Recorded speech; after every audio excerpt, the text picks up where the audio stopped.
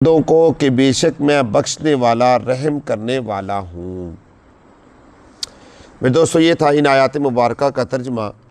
اللہ تبارک و تعالیٰ نے ان آیات میں جنتی لوگوں کا تذکرہ کیا اور خاص جنت کی دو نعمتیں ایسی ہیں جن کا اللہ رب العزت نے یہاں پر تذکرہ فرمایا ہے خاص طور پہ۔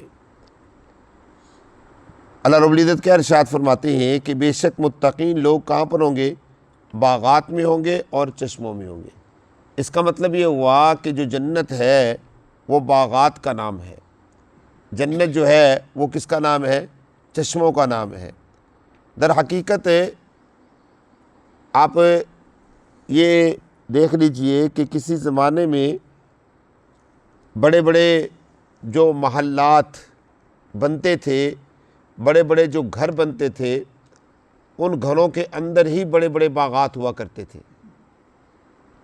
بارہ دری ہوا کرتی تھی، جھیلیں ہوا کرتے تھے، اور اس میں چشمے اور فوارے لگے ہوتے تھے۔ تو اللہ رب العزت نے جنات کا جو تذکرہ کیا وہ اس کی طرف اشارہ فرما دیا کہ جنت میں جو بڑے بڑے محلات ہوں گے، اللہ تبارک و تعالیٰ ان محلات کے اندر تمام کی تمام چیزیں عطا فرمائیں گے۔ اور ایک روایت میں آتا ہے کہ اللہ رب العزت جو سب سے ادنا جو جنتی ہوگا اس کو جو جنت عطا فرمائیں گے وہ تا حد نگاہ ہوگی، یعنی اتنی بڑی وہ جنت ہوگی کہ جہاں تک اس کی نظر جائے گی وہاں تک کیا ہوگی؟ وہ جنت ہوگی۔ وہ جنتی سب سے ادنا درجے کا جنتی ہوگا، اس لیے اللہ رب العزت نے فرمایا جنات۔ اور ویسے اگر جنت کا معنی عام عربی لینگویج میں جو جنت کا لفظ استعمال ہوتا ہے، اگر اس کو دیکھا جائے تو جنت کا معنی کیا ہے؟ باغ ہے۔ تو باغ میں تو رہنے کی جگہ نہیں ہوتی، اگر دیکھیں باغ میں تو رہنے کی جگہ نہیں ہوتی، تو باغ ہی ہوتا ہے، نہ وہاں سونے کی جگہ نہ وہاں رہنے کی جگہ۔ تو جنت کا اصل معنی یہ ہے کہ اللہ تبارک و تعالیٰ اس کو کیا عطا، جنتیوں کو جنتی محل عطا فرمائیں گے، اور وہ محل ہوں گے جن کے اندر باغات ہی باغات ہوں گے۔ اور دوسری چیز اللہ رب العزت نے فرمایا وہ عیون اور چشمے عطا فرمائیں گے۔ اور اس کے بعد اللہ رب العزت نے فرمایا ادخلوها بسلام آمنین۔ جب جنتی لوگ جنت میں داخل ہوں گے تو یہ اعلان ہوگا کیا؟ ادخلوها بسلام آمنین۔ اور دوسری جگہ اللہ رب العزت نے کیا فرمایا؟ سلام قولا من رب الرحیم۔ سورہ یاسین میں اللہ فرماتے ہیں، یعنی الفاظ جو ہیں وہ بدلتے ہیں لیکن مطلب سب کا ایک ہے کہ جب جنتی لوگ جنت میں داخل ہوں گے تو اللہ تبارک و تعالیٰ کی طرف سے یہ اعلان کیا جائے گا کہ تم سلامتی کے ساتھ اور امن کے ساتھ جنت میں داخل ہو جاؤ۔ اللہ رب العزت نے تمہیں سلام بھی بھیجا ہے اور اللہ تبارک و تعالیٰ نے تمہیں امن بھی عطا فرمایا ہے، چونکہ جنت کس کا نام ہے؟ امن کا نام ہے۔ اور باغات جو ہوتے ہیں وہ سکون کے لیے ہوتی ہے۔ جب انسان کسی باغ میں داخل ہوتا ہے تو کس مقصد کے لیے جاتا ہے؟ سکون حاصل کرنے کے لیے۔ وہاں پر بے امنی نہیں ہوتی، خوف نہیں ہوتا، بلکہ وہاں پر سکون اور اطمینان ہوتا ہے۔ تو اللہ تبارک و تعالیٰ نے بھی جنت کو کیا بنایا ہے؟ امن کی جگہ بنایا، اطمینان کی جگہ بنایا ہے۔ اور اصل جو نعمت اللہ رب العزت نے جنتیوں کو عطا کی ہے نا جنت میں، وہ یہ ہے اب جو آ رہی ہے وَنَزَعْنَا مَا فِي صُدُورِهِم مِّن غِلٍّ۔ اللہ تبارک و تعالیٰ فرماتے ہیں کہ ہم جنت میں جنتیوں کے دلوں کے اندر جو کھوٹ ہوں گے ان کو صاف کر دیں گے۔ گویا کہ جنتیوں کا کیا کیا جائے گا؟ بائی پاس کیا جائے گا، آپریشن کیا جائے گا، اور آپریشن کر کے دلوں کے اندر جو میل کچیل ہے اللہ فرماتے ہیں وہ کیا کر دیں گے؟ صاف کر دیں گے۔ اور ایک اور بات یہاں پر بتا دوں، جیسے نبی محترم صلی اللہ علیہ وسلم کا شق صدر ہوا تھا، بائی پاس ہوا تھا، وہ بائی پاس کس مقصد کے لیے تھا؟ وہ اس لیے تو نہیں تھا کہ آپ کے دل میں نعوذ باللہ کوئی سوراخ تھا یا آپ کے وال میں کوئی پرابلم تھا، کوئی کلاٹ تھا، نہیں، بلکہ رسول اللہ صلی اللہ علیہ وسلم کا جو بائی پاس ہوا تھا، شق صدر اس کو عربی میں کہتے ہیں، وہ اس لیے ہوا تھا کہ آپ کے دل کے اندر نورانیت کو ڈالا جائے اور باقی دنیا کی تمام چیزوں کو نکال دیا جائے۔ ایک دفعہ ہوا دنیا کی محبت کو نکالنے کے لیے، ایک دفعہ ہوا اللہ کی معرفت کو ڈالنے کے لیے، 3 دفعہ ہوا نا۔ تو جب جنتی لوگ جنت میں جائیں گے تو گویا کہ ان کا بھی شق صدر ہوگا، بائی پاس ہوگا، اور اس مقصد کے لیے ہوگا تاکہ دنیا کے اندر جو کھوٹ اور ملال ہمارے دلوں میں آتا ہے وہ کیا ہو جائے، صاف ہو جائے۔ اللہ اس ملال کو صاف کر کے جنت میں داخل فرمائیں گے۔ اخوانن، اور جملہ بولا کہ جب ان کا کھوٹ صاف ہو جائے گا تو یہ سارے کے سارے کیا ہو جائیں گے، بھائی بن جائیں گے۔ اور یہ محنت اور مشقت تو ہم خود دنیا میں بھی کر سکتے ہیں۔ اگر ہم یہ محنت اور مشقت کریں کہ ہم دنیا میں بھی اپنے اندر سے کھوٹ اور ملال کو کیا کریں، ختم کریں، کتنا مزیدار ماحول بن جائے۔ اور نبی محترم صلی اللہ علیہ وسلم کے بارے میں آتا ہے، آپ علیہ الصلوۃ والسلام نے حضرات صحابہ کرام رضی اللہ تعالیٰ عنہ اجمعین پر یہی محنت فرمائی تھی۔ اس لیے اللہ رب العزت نے حضرات صحابہ کرام کے بارے میں کیا جملہ ارشاد فرمایا؟ جو جملہ مسلمانوں کے بارے میں جنت میں بولا جائے گا، اللہ تبارک و تعالیٰ نے قرآن پاک میں وہ جملہ کس کے لیے بولا؟ صحابہ کے لیے دنیا میں بولا۔ وَكُنْتُمْ عَلَىٰ شَفَا حُفْرَةٍ مِّنَ النَّارِ فَأَنْقَذَكُم مِّنْهَا۔ اس سے پہلے اللہ رب العزت فرماتے ہیں کہ وَاعْتَصِمُوا بِحَبْلِ اللَّهِ جَمِيعًا وَلَا تَفَرَّقُوا وَاذْكُرُوا نِعْمَةَ اللَّهِ عَلَيْكُمْ إِذْ كُنْتُمْ أَعْدَاءً فَأَلَّفَ بَيْنَ قُلُوبِكُمْ فَأَصْبَحْتُمْ بِنِعْمَتِهِ إِخْوَانًا، کہ تم ایک دوسرے کے دشمن تھے۔ اور عرب لوگ جتنا کینہ رکھتے ہیں نا، کوئی بھی نہیں رکھتا، یہ بھی ذہن میں رکھیے گا۔ پوری دنیا میں سب سے زیادہ کینہ کس میں پایا جاتا ہے؟ عربوں میں پایا جاتا ہے۔ لیکن اللہ تبارک و تعالیٰ نے ان کے کینے کو ختم کیا۔ فَأَصْبَحْتُمْ بِنِعْمَتِهِ إِخْوَانًا، اللہ فرماتے ہیں کہ تم آپس میں کیا ہوگے، بھائی بھائی ہوگے۔ اللہ کے پیارے پیغمبر نے اصل محنت کہاں پر کی ہے؟ دلوں پر محنت کی ہے۔ قرآن پاک کی آپ اگر قرآن پاک کا اگر مقصد آپ سمجھیں تو قرآن پاک کا مقصد کیا ہے؟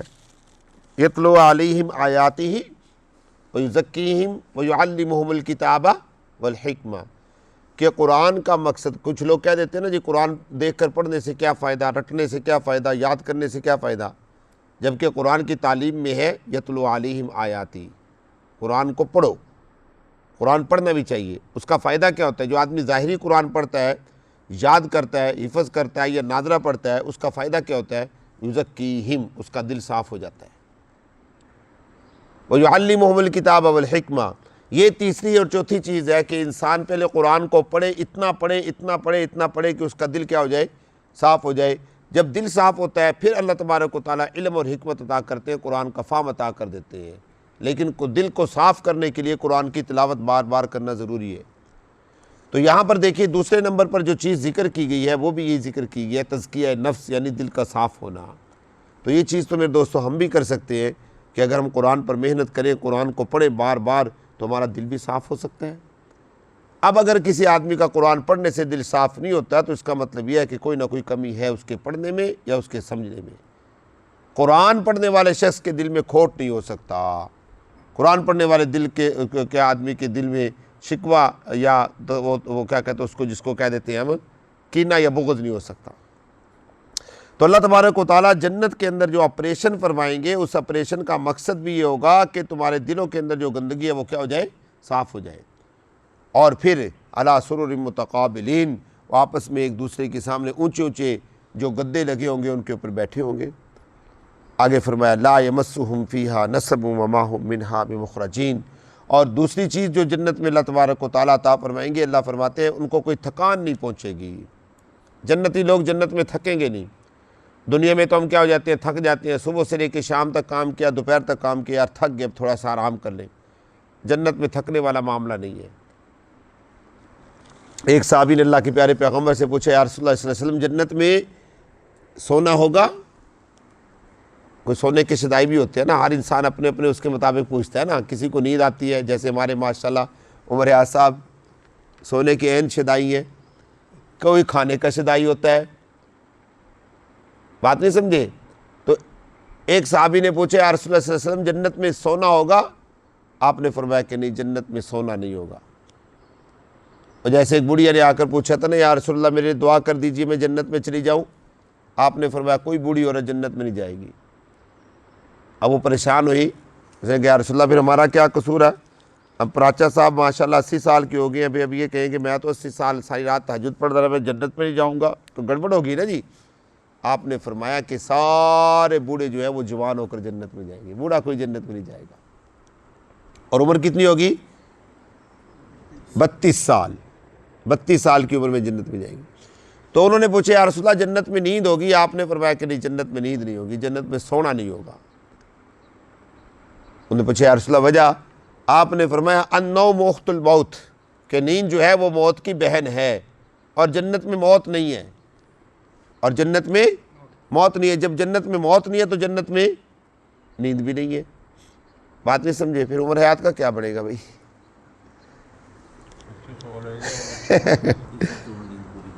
نیند تو پوری کر رہا ہے۔ تو کیا فرمایا؟ لا یمسہم فیہا نصب، نہیں پہنچے گی ان کو کا کوئی تھکان، یعنی نہ سونے کے باوجود وہ تھکیں گے نہیں، سارا دن ساری رات جاگیں گے۔ اول تو وہاں دن رات کا نظام ہی نہیں ہے، یہ موسم ہوگا، یہ جو ابھی آپ دیکھ رہے ہیں۔ اللہ کے پیارے پیغمبر فرماتے ہیں جنت کی یہ کیفیت ہوگی جو اس وقت ہے، مسلسل یہ کیفیت رہے گی۔ اور یہ کتنا مزیدار موسم ہوتا ہے، آپ حضرات تھوڑا سا باہر نکلیں، واک کریں، آپ کو پتہ چلے، مزہ آئے۔ تو یہ موسم ہوگا جنت میں، تو جنت میں تھکان نہیں ہوگی۔ اور اس کے بعد کیا فرمایا؟ وما هم منہا بمخرجین، اور جنت سے نکالا بھی نہیں جائے گا، اور جنت سے نکالا بھی نہیں جائے گا۔ اب میرے دوستو ذرا غور کیجئے گا، میں دوبارہ ایک دفعہ صرف جنت کی نعمتوں کا تذکرہ کرتا ہوں۔ اللہ نے فرمایا کہ تقوی اختیار کرنے والے لوگ کہاں پر ہوں گے؟ نمبر 1 باغات میں ہوں گے، نمبر 2 چشموں میں ہوں گے، نمبر 3 سلامتی کے ساتھ داخل ہوں گے، نمبر 4 امن کے ساتھ داخل ہوں گے، نمبر 5 ان کے دلوں سے کھوٹ کو نکال دیا جائے گا، نمبر 6 وہ بھائی بھائی ہوں گے، نمبر 7 وہ اونچے اونچے بستروں کے اوپر ٹیک لگا کر ایک دوسرے کو دیکھ رہے ہوں گے، نمبر 8 ان کو کوئی تھکان نہیں پہنچے گی، اور نمبر 9 ان کو جنت سے نکالا نہیں جائے گا۔ میں نے یہ 9 نعمتوں کا تذکرہ کیا، بعد رات نے یہاں پر 10 کا تذکرہ کیا کہ علی سرورن، یہ الگ نعمت ہے کہ گاؤ تکی ہوں گے، متقابلین یہ الگ نعمت ہے کہ وہ ایک دوسرے کو دیکھ بھی رہے ہوں گے۔ بہرحال یہ 10 نعمتیں ہیں۔ ان 10 نعمتوں کے ذکر کرنے کے بعد، جنت کے ان نعمتوں کے ذکر کرنے کے بعد انسان پریشان ہوتا ہے کہ یہ نعمتیں مجھے ملیں گی کیسے؟ تو بڑا مشکل کام ہے۔ تقوی بھی اختیار کرنا ہے، اور تقوی بھی اعلیٰ درجے کا اختیار کرنا ہے۔ جس کو یہ نعمتیں ملیں گی اس کا تقوی کا معیار کتنا اونچا ہونا چاہیے۔ اللہ رب العزت نے اگلی جو آیت مبارکہ ہے اس میں یہ فرما دیا، نبی عبادی انی انا الغفور الرحیم، اے میرے نبی میرے بندوں کو خبر دے دیجئے کہ پریشان نہیں ہونا، میں بخشنے والا بھی ہوں، رحم کرنے والا بھی ہوں، میں بخشنے والا بھی ہوں، رحم کرنے والا بھی ہوں۔ اور جو لوگ نہیں مانتے ان کو یہ بھی بتا دینا کہ بالکل ہی نا امید ہونے والوں کو کہہ دینا کہ میں بخشنے والا ہوں، اور جو نا امید نہیں ہے بلکہ بھاگتے ہیں اور نافرمانی کرتے ہیں ان کو یہ کہہ دینا کہ اس میں نہ رہے کہ جنت کی نعمتیں ایسے ہی مل جائیں گی، ان عذابی هو العذاب العلیم، میرا عذاب بھی بڑا سخت ہے، ان عذابی هو العذاب العلیم۔ در حقیقت یہ جو آیتیں ہیں نا 2، نبی عبادی انی انا الغفور الرحیم اور ان عذابی هو العذاب العلیم، یہ دونوں آیتیں مایوسی اور امید کے درمیان میں ہیں، کہ جو لوگ مایوس ہوتے ہیں کہ یار ہمیں جنت کیسے ملے گی، اللہ نے فرمایا مایوس ہونے کی ضرورت نہیں ہے، انا الغفور الرحیم، میں بخشنے والا ہوں۔ اور جو اس آس پر بیٹھے ہیں کہ ہمیں محنت کرنے کی ضرورت نہیں ہے، بغیر محنت کے میں جنت مل جائے گی، اللہ نے ان کے بارے میں فرمایا ان عذابی هو العذاب العلیم، میرا عذاب بڑا دردناک ہے، میرے عذاب سے بچ کے رہنا۔ امید ہے آپ کو یہ بات سمجھ میں آ گئی ہوگی۔ اللہ تبارک و تعالیٰ مجھے اور آپ کو فہم نصیب فرمائے۔